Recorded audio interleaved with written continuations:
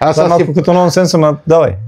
Ами така твърди прокуратурата, сега аз хода направя. Аз си представи, че белото вече е бръсно 400, нали? Да. Защото аз съм сигурен, че в други случаи станало точно така.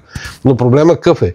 Че вместо да направят една добра разработка, в Румъния за един месец хванаха няколко тира цигари. Те са минали през Дунав мост. Те са минали по чапката на същата митница. Да. Дали с тия митничари или не, няма никакво значение. Нали? Там шефът е един. Казах ти, че в един от паркингите, откъдето тръгват автобусите, митничарите отзад седат с колата, дават им парите и тия брут. Примерно на автобус 1000 евро. И пускат една цивилна кола да мине през моста, да няма от другата страна румънски митничари.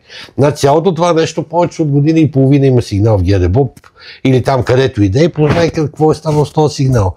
Нищо. На трупчета не отиваме да ги тормозиме за...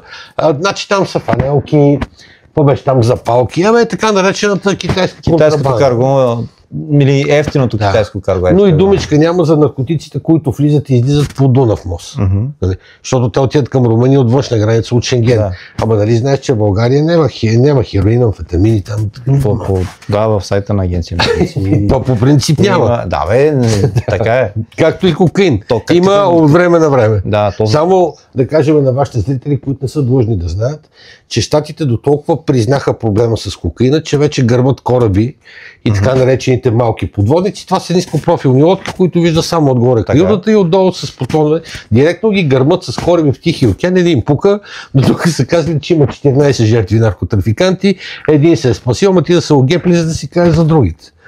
По принцип аз не съм човек, който ще предложи такива действия, но специално за фентанила, който влиза от Украйна и влиза през Русе, какво друго да предложи, освен да им режем ушите.